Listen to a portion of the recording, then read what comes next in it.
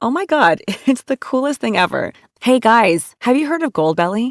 Well, check this out. It's this amazing site where they ship the most iconic, famous foods from restaurants across the country, anywhere nationwide. I've never found a more perfect gift than food. They ship Chicago deep dish pizza, New York bagels, Maine lobster rolls, and even Ina Garten's famous cakes. Seriously. So if you're looking for a gift for the food lover in your life, head to goldbelly.com and get 20% off your first order with promo code GIFT. This episode is brought to you by LifeLock. It's tax season, and we're all a bit tired of numbers. But here's one you need to hear. $16.5 billion. That's how much the IRS flagged for possible identity fraud last year. Now here's a good number. 100 million. That's how many data points LifeLock monitors every second. If your identity is stolen, they'll fix it. Guaranteed. Save up to 40% your first year at LifeLock.com/podcast. Terms apply. Welcome to People Tech, the podcast of WorkforceAI.news. I'm Mark Pfeffer.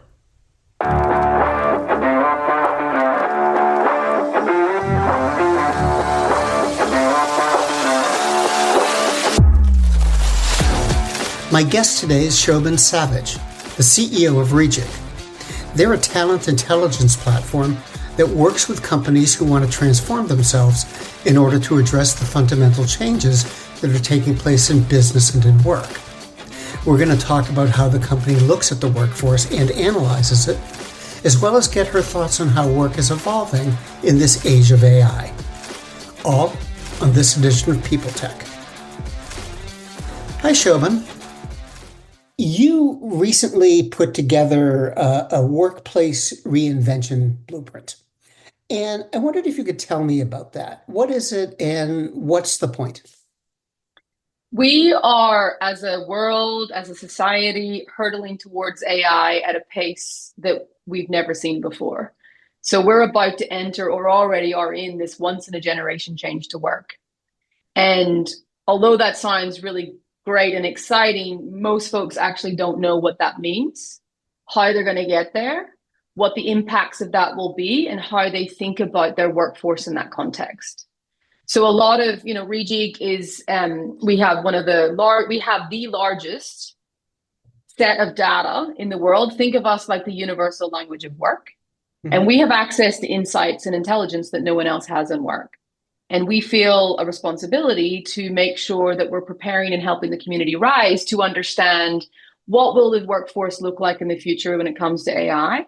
What will that mean in terms of the impacts to our workforce, whether that's at an opportunity level, looking at waste, looking at that potential, but then if we make those changes, what does that mean for our people? And how do we think about making sure that as a society and as leaders that we don't leave folks behind? So this blueprint is all about, we've got 23 different industry ontologies that are based on understanding every role, every task, every skill. And what we're basically saying is that based on AI and the maturity of AI today and where we're going, this is likely what your industry is going to look like, so that you can then take action and make sure that you're reskilling your people, you're pivoting them, and you're taking advantage of this once-in-a-generation change to work. So you're kind of predicting what the world is going to look like in X number of years, and then recommending to people how they can prepare for that and what they have to do with their workforce about that. We're looking at it in the context of the maturity of the technology today, which will see us go out to about a 2-year ahead of us cycle. Because when you think right now, we're not at full autonomous agent, but we're going to go there. But right now, we're looking at the task and the subtask of where the AI agents are able to deploy into subtasks. And what we're essentially saying is this today timestamp, we've got a period of about 2+ years, not much more, where we'll see whether you're an advanced pioneering, company or you're one of the laggers. We will expect to see customers now start to use AI for these use cases. And here is the opportunity, but also here is your moment to be responsible and pivot folks into other work or look at reskilling efforts. So it's very much so this based on the maturity of technology today and where we believe the world will go. And also it's kind of like a compass for not only AI leaders, but like the chief people officer, for the CEO to actually think about, you've got this opportunity to bring in AI. Where is the best place to do it? Like, what has the most opportunity? How do we free our people up to do the most meaningful work? How do we take those tasks that no one loves to do, that cost us a lot of money, cause us a load of pain? How do we look at focusing our energy into the areas that we know has the best bang for buck? And if we do that, what does that look like in terms of the careers for our people? Like, what does that look like? Are we going to impact them? Is there some impact? Is there a full impact? Is there a pivot? The data is really like a guideline to help folks start that conversation in terms of boldly reinventing their company, but being super responsible at the same time. Are you finding that executives want this kind of guidance, or are you having to do a lot of selling about the value of it? We have never grown as fast in our life. So as a company, most companies and most CEOs, one of the agents that we've built in our team is we have an agent that basically takes all of the earnings reports and it looks at like, what is all the CEOs saying to their shareholders? Mm-hmm. And what's the research agent actually saying? And what we have seen across the board, Mark, is operational efficiency, cost effectiveness, velocity, productivity, AI, all keywords. Not in a little bit, I mean over and over and over again, every single industry. So the top companies of the world are all on this path. So if their CEOs are committing this to their shareholders, then it's going to roll down into their teams at some point. So we're not having to do a lot of education. What we're having to do is help guide. So everyone knows they want to do it, but the status quo kicks in and they don't know where to go and where's the best place, because having an understanding of the work in your business is the most critical part, so that you can then think about what task will I automate? Where is the most effective? Automating a task that you do for 5 minutes once a week, waste of time, wasted money. Automating something that is 60% of your day-to-day job in terms of replying to tickets in a support desk, very well worth it. Not only does the customer get better response rates, the quality goes up, but also you see that, I can either top that person up to do more of that same work, or you can think about re-engineering that job to start taking on other work that would typically never have went there before. So customers are there. Now, if I'm being really transparent, the CEO is there. Where we're seeing a blocker is within the chief people officer team and in the HR team. I think some folks think that this is 2-3 years away, but actually it's happening. And what we need to make sure is that as a collective community, we're helping those folks understand, because they're not naturally technical, but either am I. I'm a workforce strategist. My career previous to this was in HR. So how do we translate something that's super technical into a way that it makes sense for folks in the people teams, so that when AI is being brought into their organizations, that they're thinking about it in the context of AI being a worker. You'll have this new workforce DNA that'll be your employees, you'll have your flex workers, and then you're going to have your digital workers. And what does that new structure look like? And then what does it look like in terms of, designing and work design? Because that's like org design and work design becomes a very different world when you're starting to take the little Jenga pieces and break them down in terms of tasks and rebuilding rules. And then what does it mean for reskilling? Most folks in the learning teams have always kind of guessed around what they think the future jobs will look like in critical pathways, with not a real amount of data. Now they're needing data to actually go, what roles won't exist in our company anymore? Where do we need to pivot? What will be the future critical roles based on where we're deploying AI today and where we're going to be? So this is where I do spend a lot of time educating. It's more in the HR world, whereas at the business level, the CFO, the COO, the COO, they're doing this. They're already deploying. Most customers that we're seeing have already started their journey towards Agent Builder with Copilot, with other different providers. And it's just a matter of them knowing where to focus their attention. Where, you've got so many tasks in a massive business that can be automated. How do you think about where is the best place for business value to go first? So that's really where we start them on their journey, is let's help you redesign your workforce, help you think about it in a different way. And then we'll make you AI recommendations of like what AI you can actually use to do those tasks. And then we're looking at, okay, if you then make these changes when it comes to the AI recommendation, what is the actual change in that role? And it doesn't just happen once. Like if you imagine you're going to constantly keep taking tasks out of these jobs, there's a re-engineering of work which is going to be the biggest thing we've ever seen in the HR space. Because to keep up with that, we've never done that before. So I think a lot of folks are starting to try and get their heads around, hold on, we're not just redesigning this thing once. It's like they're always going to keep taking more tasks out of these roles. How do we keep our job architecture up to date? How do we think about knowing how to recruit? The whole thing is going to completely break down in the way that we used to do it and in this new world. This episode is brought to you by Progressive Insurance. Do you ever find yourself playing the budgeting game? Well, with the Name Your Price tool from Progressive, you can find options that fit your budget and potentially lower your bills. Try it at progressive.com. Progressive Casualty Insurance Company and Affiliates. Price and coverage match limited by state law. Not available in all states. Look around. You can find cars like these on AutoTrader, like that car riding your tail. Or if you're tailgating right now, all those cars doubling as kitchens and living rooms are on AutoTrader too. Are you working out and listening to this ad at the same time? Well, multitasking pro, cars like the ones in the gym parking lot are for sale on AutoTrader. New cars, used cars, electric cars, maybe even flying cars. Okay, no flying cars, but as soon as they get invented, they'll be on AutoTrader. Just you wait. AutoTrader. It's interesting that you said that the C-level folks are ahead of the HR and people, talent folks in terms of when they think this is all going to happen. Why the disconnect? I mean, in a lot of ways, I would expect it to be reversed, where the HR leaders would think it was imminent and the CEO might not. I think it's a combination of things. I think one, the CEO has pressure that probably they've never had before in terms of operational efficiency, productivity, and that they're searching out how to solve and keep their business stable through this kind of economic up and down, right, that we've been going through over the last few years. Mm-hmm. So I think, they are responsible for productivity, shareholder return. That essentially is the CEO's job, is to make sure that they do a good job for that.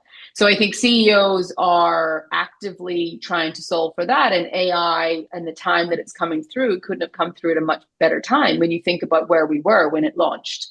We were post-COVID, we were all feeling, you would have seen the biggest news cycles that were coming out about the lowest productivity in history, and a lot of those kind of scary headlines to shareholders. So I think a lot of CEOs have a lot of pressure on them to do more with less, to remove workforce bloat, to win, to be more competitive. They're also super paranoid about a lot of companies like us, smaller, more faster companies, AI powered first. Like, we're a terrifying thing to a big company if we're competing, because you can just move faster, right? So I think that's one part.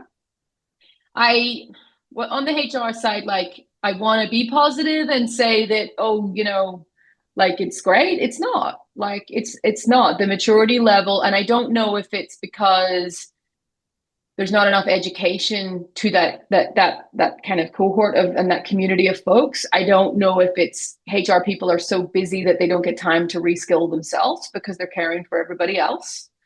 Or I don't know if it's this is another hype cycle, let's just wait that one out. I don't know. But what I am seeing is the HR teams getting moved out of the way, and the businesses are going off and doing it without them. And the concern I have with that, Mark, is if you're going out and reinventing your company and looking at AI and not thinking about the people impact, you're going to be on the wrong side of history on this one. You need to be bold and responsible and make sure that you're absolutely, reinventing your company and bringing in AI. But if you're going to let a whole, impact a lot of people, and we're talking big companies, big responsibilities, maybe the only job in town in rural communities of America, you have a social responsibility and an individual responsibility to people to make sure that you don't leave them behind. So what I'm trying to do is push the HR community to kind of get with this pretty fast so that they are able to come to the table on this and offer a real bold and responsible way of thinking so that they're partnering up with the business on it. All of our customers, we have either it's come from the business and we've looked in the HR, or we've seen these awesome HR folks who can see it coming. And then they're saying, what do we do with this? And then they're bringing the data to the AI teams to say, hey, we've got all the work. We own all the jobs in the company. We've got this new way of thinking about our job architecture. We can tell you where the AI has. like, let's work together on this. So that's where we're seeing the best partnership happen, but we're not there. We have a lot of work to do. As an industry, you as a thought leader, all of us have this responsibility now to help this community rise and learn, like, this is happening today. It's not coming in the next 2 years. Now, you mentioned digital workers, and I wondered if you could talk more about them. What are they, and what's the point of them? Yeah. So a digital worker, in the context of what I'm going to describe, is pretty simple. I'm not going to get into technical jargon, but what I'm going to describe is you'll have a digital worker that can do specific subtasks in a process or in a role. So like that researcher I just explained, takes a little bit of something that I would have paid someone to do that would have taken them a long time to go and download all the reports, pull them all together, export the information, then analyze it, and then give me digestible action-taking insights. That would take a full-time person for me, typically, to do that kind of thing, and then to keep it up to date every time the reports launch. So that is like really a task-based agent that's operating based on like clear actions. And then you have where we're going to go soon, which is this autonomous agent. And this is where the agent will pick up an email that you have sent to a travel agent. It will take your ask and your request. It'll go off and research. It'll go find, I know everything about you, Mark. I know all of your previous history of all the holidays that you've booked with your family before. I know that you like these types of things. I'm going to make some kind of recommendations. It comes back. It says to you, hey, Mark, based on who you are, here's some recommendations. You then say, I pick option 2. It goes off and books the flight.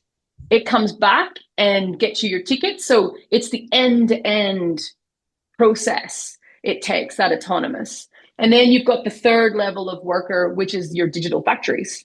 So think about big organizations that operate with huge machinery lines. They operate, we're going to see robotics a lot more now there, where we're not just talking about generative AI, and everyone's very focused on Gen AI right now. And what we're starting to see, especially in the US, is this thought and thinking that it's not just Gen AI, it's starting to look at robotics, like actual factory workers becoming robotic task-based in their process and ways of working. So they are typically the ones that I am seeing. There's lots of other ways of describing RPAs and everything else, but they are the 3 kind of levels of what we see that are technically replacing the work that humans have been doing in today's world.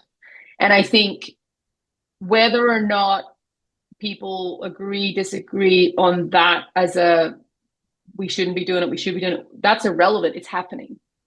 And it's happening because not only is it happening in the transformation team going out and building these, but actually the way that these co-pilot studios, it democratizes access for you, the employee, to build your own agent. The Salesforces of the world, the Microsoft of the world, they're all building agents that any employee can actually build their own agent too, to help them with their day job. So it's not just one team in IT now is deploying these. This is happening across the business where people can also build theirs too. Now, you concentrate on, I think, 23 industries, or at least that's what you folks talk about. And they range from aged care, elderly care, to technology, to government. And I'm wondering, what do all of these have in common that, your solution can apply? So there's, like a similar procurement, finance, HR, administration, those lawyers, accountants, finance, every company has a corporate services, right? Like all of these companies will have some, and they're all typically desk workers. And they are typically the roles that have the most opportunity for automation in terms of generative AI, because it's all knowledge work. So we see across the board that when folks started to think about AI, they would look at whether they were in those industries, same industry or different. They started internally, because it's usually led from the AI teams, thinking about, let's look at our software engineers, let's look at our product managers and see, like, is there stuff to play? But then it quickly turned to, there's way more opportunity for us to reinvent in ways that haven't traditionally been reinvented that much, which includes your corporate services. And corporate services are typically an overhead. They don't make money, right? So the leaner that you can make your corporate service, the more that is less of a cost. So we do see that across all of these different industries, that is a kind of a consistent.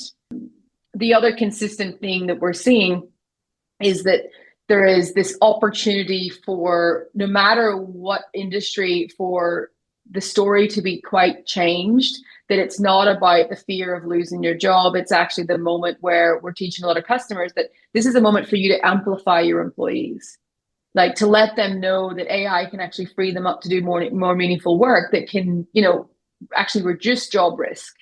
So there's this theme that we're seeing pop up across customers where, like, if people don't adopt the AI, then none of this will work very well, really, because you need people to actually do the things we want them to do for now, right?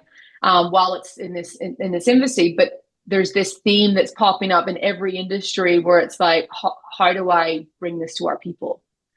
And so it's not a technical shift in terms of the tasks that are being reduced, but it's the same cultural opportunity, really down to how they communicate and change manage AI within their organization and how they do their corporate comms. Like, they're all starting to think about, like, how do we think about that in the context of bringing our employee on the journey? So we typically see those. I mean, we built 23 industries because a nurse is very different from a accountant, versus an accountant in certain areas, like in a consulting firm, would require a little bit different tasks and expertise versus an accounting person in a corporate function. So, you've got different levels of roles within each industry. So, we do need this different industry and this one language of work so that we can give good intelligence. But there is a probably 30% kind of across the board that's quite similar, that can be used. I mean, HR is a perfect example, right? Like, we're not all that different, whether I work in FMCG or whether I'm in technology. HRBP is quite similar in all of them. It's an interesting area to focus in, and it's an interesting solution. How did you start to pursue this? I mean, why did you drop into this area or get into this area? So my expertise in my first career was very much so in workforce optimization. So I was responsible for allocating resources around a large global engineering firm. And so I care about work getting to the right worker at the right time. And we started our journey very much so focused on the skills component, because at that time, people, in my mind, people had skills and jobs had skills. But what we find was, and jobs do not have skills, they have tasks that require skills. So in order for us to make work recommendations to your workforce, for us to think about career pathways, for us to have this data, we needed to understand a deeper level of the work that's actually being done. So large language models, the ChatGPT era moment that kicked off, we were really focused on, I need to understand the work of an organization so I can match it, whether it's in succession planning, projects, gigs, career pathing. In order for you to do a really good recommendation for the company, you need to understand what the actual work is that they're going to be doing and who the worker is. So we started there. And then as, this whole kind of AI moment happened, I'm very savvy and technical in the sense of I'm up for trying stuff. And I can try whatever I want in my own company without getting told off compared to a corporate. So we very much so wanted to test to see if this thing was real. Has this got the potential to truly do the thing that it says? And it does, because we're now saving over $1.7 million a month in my team alone by the use of AI and changing things. And that isn't even sophisticated yet in terms of where we will get to. We will build a $1 billion company with 100 people because we will be AI first. And I think this is where a lot of folks seen what I was doing.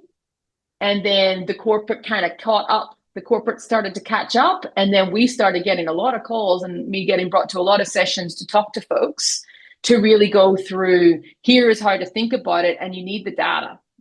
I wouldn't have been able to do this without, even in a small company like mine, I wouldn't have understood what was all the work that was happening in my team. Never mind you working in a big corporate. So that was really where it started. And, this is probably we're just at the kind of the tip of the rocket taking off now, because we've hit right into a really critical moment where organizations do want to boldly reinvent, and they're expected to, but also most companies are good. They want to do good by their people. So they're very motivated to make sure that when they're boldly reinventing, that they're not leaving people behind. And that's really important to us in terms of our mission. Well, it's fascinating. It really is, and I appreciate your coming by today, and I hope you'll come back so we can talk about it some more. Thanks, Mark. Bye.